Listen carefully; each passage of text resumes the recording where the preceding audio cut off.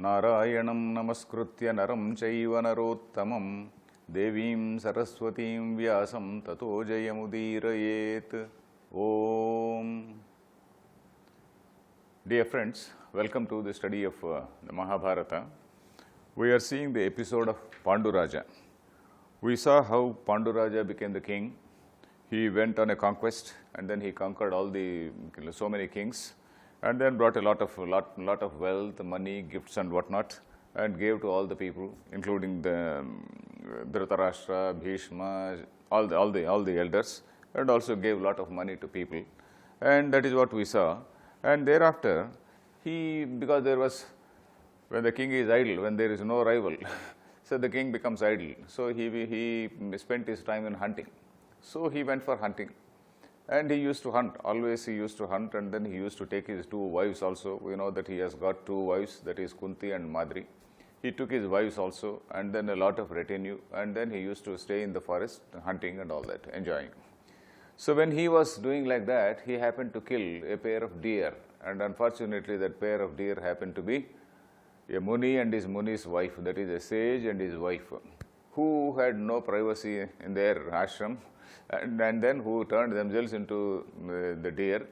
And that Muni got angry, and then he cursed him, when you meet your wife, you will die.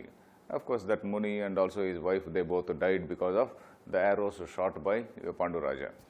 And the point there was that even in hunting, we are not supposed to kill an animal when it is mating. So that was the point which was told by that man. And then at least the basic compassion, basic sympathy has to be there. And then again, thereafter, Panduraja became highly depressed because of that curse. And he wanted to take sannyasa, but then he was persuaded by his two wives. You need not take up sannyasa. We can all come to Vanaprastha. We will all stay in the forest. As it is, they are staying in the forest. We will all stay here only. We will not get back to the kingdom. We will stay and lead a simple life in the forest, and we will just die like here only. And we will be in the company of all these sages who are there in the forest. So Panduraja took that advice. So he became a Vanaprasthi. Vanaprasthi is that particular stage of life. We know that there are 4 stages in life, that is Brahmacharya, Grihastha. Brahmachari is when he is studying the Vedas, etc. in a Gurukulam. And Grihastha is a householder. And thereafter, after a particular age, he hands over the entire kingdom or property, and then he goes to the forest. If not to the forest, he retreats to some secluded place for contemplation. That is what is called Vanaprastha. Panduraja is not yet ripe for Vanaprastha. He doesn't even have children. He has only got 2 wives enjoying, and then he is just moving around. But then, because of that curse, he can no longer meet his wife. So that is the reason why all of them, they decided to become a sort of ascetic life, lead a sort of ascetic life. And that is the background. And at that time, he saw some of these sages trying to go to heaven. Here, of course, the text says they were actually going to heaven. We do not know whether it is possible to go to the heaven directly or not. But then Panduraja also said, I want to accompany you. Panduraja, he along with his wives. Then they said, you cannot come because the path is very, very difficult. And that path, you can go to heaven only when you have fulfilled all your obligations on earth. That is, we told about 3 runams. That is 3 types of indebtedness we have. And the Vedas talk about 3 types of indebtedness. As soon as a person is born, he is born with the 3 types of indebtedness. It is somewhat like the per capita debt. Nowadays we talk about so-and-so, this country has got so many trillions of debt, and every child who is born, he is inheriting, he is getting to his portion, he is getting this much of so many thousands of dollars or something like that. So that is the per capita debt. So similarly, our sages have envisaged a particular system. A human being who is born a Dvija, he inherits 3 debts. What is that? Is Devarunam, Pitrurunam and Rushirunam. Devarunam is you are supposed to worship gods. Gods means maybe all the divine forces in nature. And Pitrurunam, you are supposed to get married and get children. so that the children will follow the dharma, they will perpetuate the dharma. The idea of having children is not to populate the world and then dominate the world, but to perpetuate dharma. And the third runam is Rushi runam, that is we are supposed to, or rather expected to, study the Vedas, study our scriptures and pass on this knowledge to others. One is at a personal level, doing all types of asceticism, all practices of asceticism, purification, etc. And when the man becomes old, the son does it. For example, if I become old and then I cannot do Sandhya Vandanam, my son is supposed to do that. God knows whether he will do or not, but he is supposed to do that. But then, Rishi Runam is something we are supposed to study, and then we are also supposed to tell others. So that is the Rishi Runam. And here Vyasa adds one more Runam, that is a Manushya Runam. Pitru Devarshi Manujaihi. We were somewhere here yesterday when we left. We were somewhere here. Pitru Devarshi Manujaihi. Pitru, Deva, Rushi, and Manushya. Manushya Runam is your indebtedness to society. Every human being is supposed to be compassionate to others and then do whatever possible social service he can do. He can. So whatever service he can do, whatever help he can do to others, he has to do. So that is the Rishi Runam. And now he is asking these rishis, how can I have children? You please tell me. I have redeemed myself from 3 types of indebtedness, but this Pitru Runam is something that is indebtedness to forefathers, is something which is pending. How can I do that? Then the rishis say, in those days we have seen that earlier also we saw that instance where Satyavati told, she invoked Bhishma, Vyasa, sage Vyasa came, and then sage Vyasa, he met those Ambika and Ambalika. To them this Dhritarashtra and Panduraja were born. So if you recall that particular practice was there in order to preserve the royal race, otherwise the royal race would come to an end. So here of course, Dhritarashtra is there, of course, Dhritarashtra is there, and then he will take care of that race. But Panduraja's line, it will stop. So Panduraja, he says, how can, I will not have that Pitrulokas. When I don't have children, I will not have Pitrulokas. What should I do? Then these rishis say, okay, they contemplate, they see in their let us say in their tapas vision, let us say, in their vision, they see that Panduraja is going to have brilliant children. So they say, you are going to have very divine children, don't worry.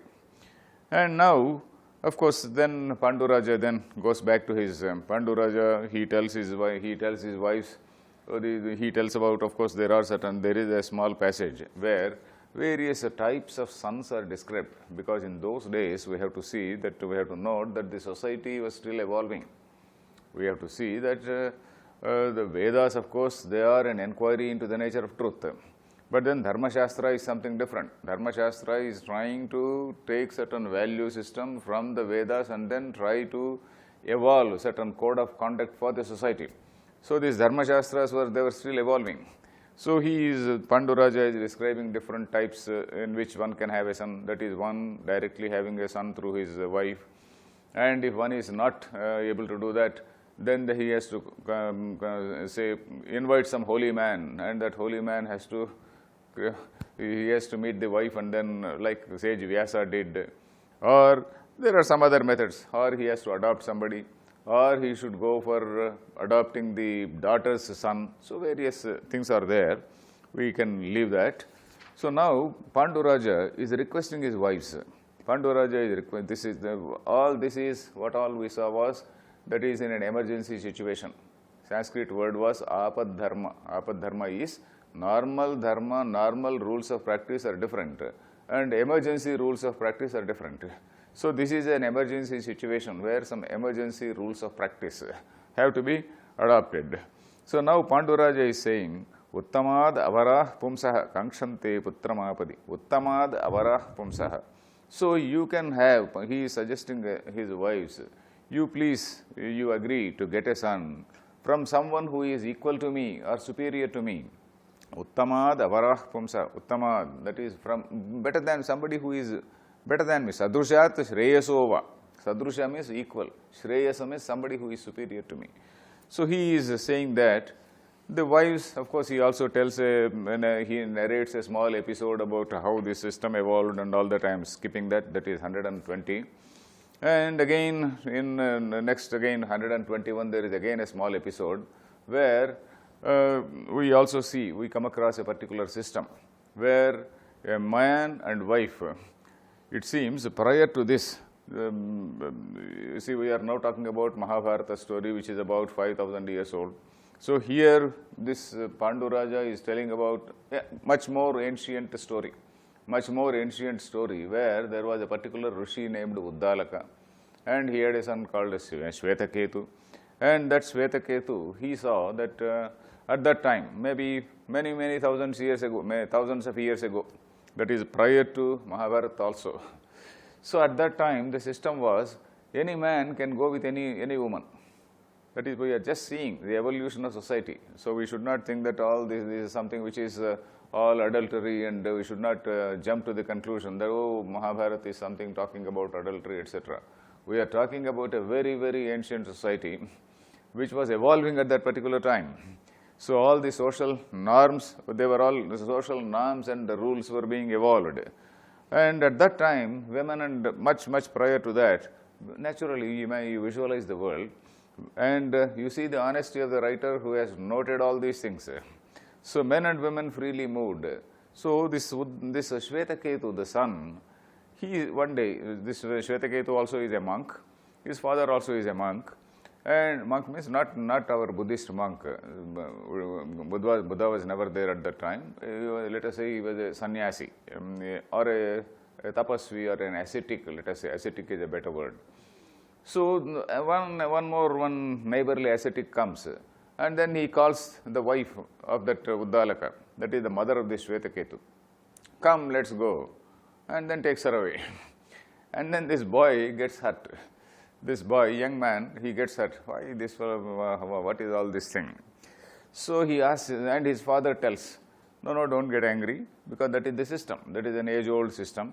Any man can take any woman. That is the age-old system. But Shvetaketu, it seems he was not happy with this, and then he felt it was bad.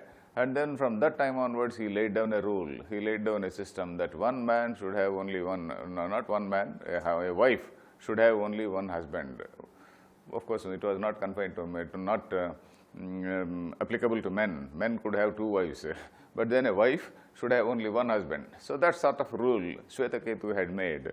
So this is also told by this the wives. The wives tell him, no, how can we do that? Because there is a rule like that. Now Pandu Raja listens to that, and Pandu Raja again tells, he says, no, now the practice has changed. There is another system which is permissible. When there is some problem and a woman is not able to get a son through the husband, you can invite somebody else.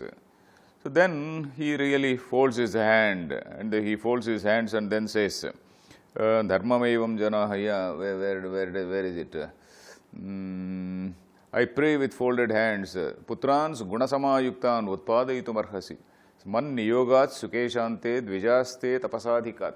So you invite some great sage, and I am actually folding my hand, and then I am requesting you, prasadartham mayateyam, shirasi abhyuditonjalihi. Abhyudita shirasi abhyuditonjalihi means I am putting my hands like this, folded hands on my head, and requesting you. Then these people, they feel, this Kunti feels rather helpless. Then she reveals that earlier story. We know that Kunti, she was the daughter of one particular person called Kunti Bhoja. Of course, she was given in adoption to that Kunti Bhoja. And in that house, one great sage called Durvasa arrived, and she was serving that Durvasa. And Durvasa could foresee what was going to happen to her. So he taught one particular mantra. And with that mantra, she could invite any god. And we know that she had invited sun god, and then that sun god came by the power of that mantra, and he was bound to give her a baby, and he gave her a baby, that is Karna, and she left that baby in a particular stream.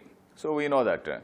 So now she is now revealing that story to, that background to, she is not revealing about Karna. She is not revealing about inviting sun and all that. She is only revealing up to the point that that great sage gave me a mantra. Only to that second, to that extent she is revealing. And now she is asking, you please tell me, avahayami kam devam bruhi satyavatam vara. So you please advise me as to which god shall I invite, because that also you please decide. Then Pandu says, if that is so, then let us invite the god of justice or god of righteousness. There is what is called a dharma devata. Of course, as I was telling, there is a controversy, there is some difference of opinion, not a big controversy, whether this dharma is Yamadharmaraja or some other deity called Dharma Devata or god of justice. So, Mahabharata in different places, if we see, you can say either this or that, or I feel there could be only one. Yamadharmaraja also, he was supposed to be the person who has revealed Brahma Vidya to mankind. If you see Kathopanishad, Yamadharmaraja, who is the person who maintains that hell, rather, it is not exactly hell. He is the person in charge of giving justice. He is the person who is Dandadharaha, justice. So could be Yamadharmaraja also. So you invite him because he is himself the god of justice. He is himself the god of righteousness. When he comes, that is actually it is something which is, whatever we are doing is something which is sacred. Whatever we are doing is something which cannot be faulted by anybody. So that is, from his point of view, that is it. From Panduraja's point of view, whatever they are doing should not be faulted by anybody. So he says, okay, you invite Dharma Devata. So Kunti accordingly invited Dharma Devata. And Dharma Devata also, now I am seeing this chapter number 122, if you have that book. So Dharma Devata, he also comes. He comes in if you see the language, Sanyukta Sahi Dharmena Yogamurti Dharena. Yogamurti. He came in his ascetic form or yogic form. So it is not a physical union or physical, okay, we may question nowadays how can a child be born without a physical union, etc. But the text, or rather the poet is suggesting, it was something which was a sort of sacred thing. To indicate that it was such a sacred thing, he is using the words Yogamurti Dhareda in his yogic form. He is not coming in his normal form, but he is coming in his yogic form. Lebhe putram vararoha sarva pranabhrutam hitam. So at that time, then from him, from that Dharma Devata, Kunti got the first son, that is, who is that? Dharmaraja. And when Dharmaraja was born, all the celestial voice, they said from heaven, oh, gods have hailed that thing, and all the celestial voice said he will be a very great king, he will be a great emperor, and he will be a Dharma Bhrutam Shreshtaha Bhavishyate Narottama. Dharma Bhrutam Shreshtaha means he will be the most upright man, he will be the most righteous man, etc. And then again Panduraja, after 1 year or so, Panduraja again thought, let me have a righteous man is okay, but then I should also have somebody who is strong enough, who will win, and then who will win an empire. So then he said, you pray for one more child. So this time he suggested, you invite Vayudeva. Vayu is supposed to be the strongest of all gods. So we know that Vayu's son only is Hanuman. Hanuman is the son of Vayu. Now Bhima also is the son of Vayu. So like that, Vayu is supposed to be a very powerful god. So you invite that Prahu Shatram Balajyeshtam Srutam Vrunu. So you have to get a very, very strong son. So she says, yes, okay. Tathokta Bhartatu Vayumeva Ajuhavasa. So she invited that Vayudeva. Then that Vayudeva came again in his very sacred form. And then he also gave that baby. That baby happened to be our Bhimasena. And that Bhimasena, the description we are seeing here, the text says that so it seems even when he was a baby, it seems Kunti was having this boy in her lap, and suddenly one tiger or some animal came, and then she suddenly got up. When she got up, the child fell on some big stone, and that stone was crushed into pieces. So just to describe how strong he was immediately after his birth also. So that is such things we see. And even then, the gods say, yes, he is going to be the strong man, etc. And on the same day, the writer is also noting, on the same day when Bhima was born, Duryodhana was also born. So Duryodhana and Bhima, they were born on the same day. So that is also we see here. And yeah, then after some time, that is after an year or so, this Pandu Raja again requests Kunti have one more child. No, this time you invite the king of all gods, that is Indra, so that we have to get a very, very, very powerful man. We have now got a very physically strong man, but at the same time, somebody who will be a celebrity, somebody who will be celebrated everywhere, somebody who will be just surpassing all people in all things. So such a person we have to get. Indrohi Raja Devanam Prathamaha Pradhana iti nashrutam Aprameya balotsaha. Some superhuman person like Bhishma and Drona we have to get. We know that Bhishma and Drona, they are already very superhuman people. Of course, Drona is not yet introduced in the text. Bhishma has been introduced in the text. Drona is about to be introduced. After these boys are born, then sage Vyasa will introduce that Drona. So that Bhishma, we have got the introduction. Bhishma got all the weapons from Parashurama, none else than Parashurama. We saw all that. So now, this Kunti was advised to invite Indra. So Kunti accordingly invited Indra. And Pandu Raja, in fact, before that, Pandu Raja did tapas for about an year. He did tapas for about an year, and then to propitiate Lord Indra, and Kunti also prayed, and Lord Indra appeared, and then that this boy was born. Atimanusha karmanam yashasvinam arindamam, a highly virtuous person, a very greatly highly celebrated hero, he will be born. And also Nitimantam Mahatmanam, he is also a highly virtuous man, Mahatma, a great soul, and Aditya Samatejasam. And that is how this we know about in the Mahabharata. We know that this Arjuna and Krishna, they are in their earlier forms, they were Nara and Narayana, two very, very great sages, very ancient sages called Nara and Narayana. And the symbolism of Nara and Narayana is, Nara is a Jiva and Narayana is supreme reality, that is Brahman.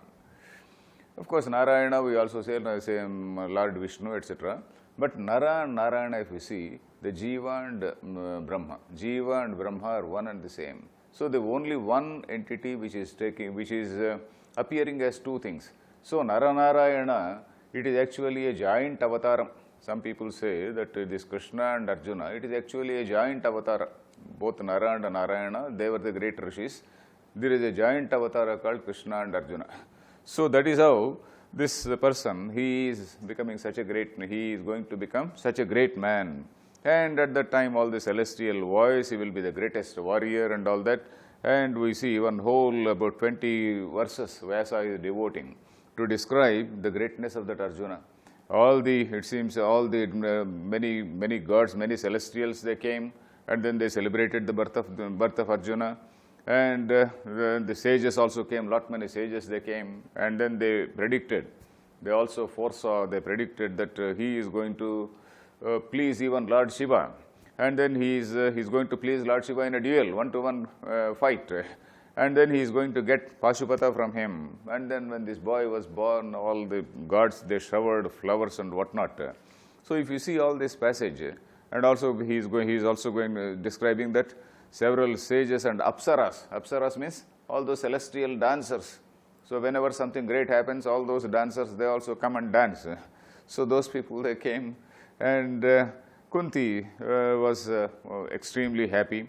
And Jaguscha, Mrugavyadhascha Sadrushaha. Then,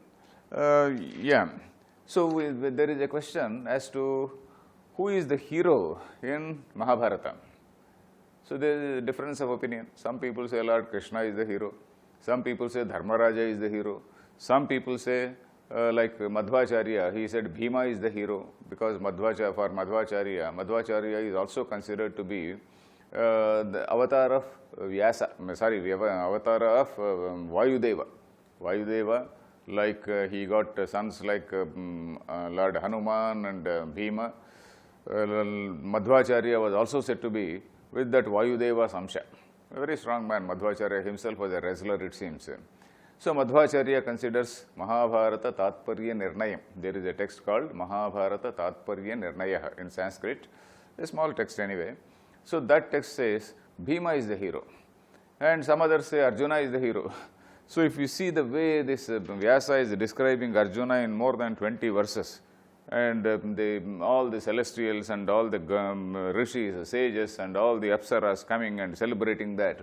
So it looks as though probably the poet, the writer, that is sage Vyasa, also considered Arjuna to be rather the hero. We do not know. I will not get into that controversy.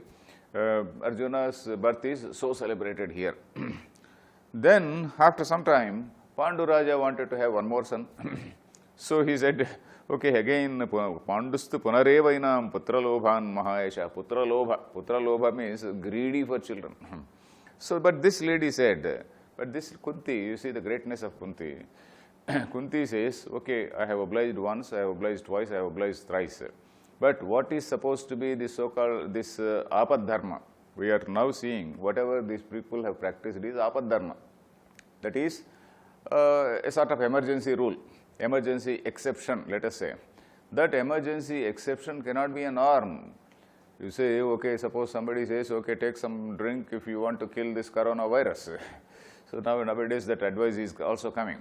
So for killing this coronavirus, you take some little drink and you take some little wine or whiskey, goggle it and then just swallow it, so that that coronavirus goes down and dies. Suppose we say, instead of using it as a medicine, you just have develop that or get into the vice of drunkenness. So that is a very sad thing. So Kunti says, no, it is not what you say is not right. 3 times it is okay, but if I go for the 4th time, then I will be labeled as a loose moral woman. She see this greatness of Kunti. So she says, na atas chaturtham prasavam apatswapi vadantyuta. Even in times of apat, we should not go for a 4th one. 3, okay, you said, fine. But beyond that, if you go, atah param svairini syat. If I go for 4th one, I will be called a loose moral woman. And if you say 5th time also, I will be as good as a prostitute. Svairini syat. Bandhaki panchame bhavet. Bandhaki is somewhat like a prostitute. So every day you are inviting somebody because you have got a mantra, and every day you are having so you are enjoying and having a baby. So it's not like that. So she says, and that Pandu Raja also says, okay, fine. Then after some time, we know that Kunti has got 3 children. Then Madri also requests, Madri tells her husband, oh my dear, you see this Kunti got 3 sons, and I am also in no way inferior, I am also your wife. Why don't you tell her? Because I can't ask her because she is my so-called sapatni. Sapatni means co-wife, let us say. So that I can't ask because I am rather out of modesty, I can't ask. You please tell her. If she guides me, I will also get a son. So Kunti, okay, said. Kunti very generously says, yes, I will share that mantra. And Kunti gives that, Kunti tells her. And this lady, she invites the twin gods. We know that in our hierarchy, in our system of gods, we have got what is called Ashwini Devatalu. Ashwini Devata means they are the twin gods who are supposed to be very, very handsome people. And so we see that in the Mahabharata, the most handsome man is Nakula. The most handsome man, and people, whenever he goes out, all the eyes of all women are on him. So this Madri, she invites the twin gods, and she has 2 kids. So that is Nakula and Sahadeva. So thus we have got the birth of all the 5 Pandavas, and of course Pandu Raja has not died. Pandu Raja, will see the Pandu Raja's death tomorrow. Harihi Om Tat Sat.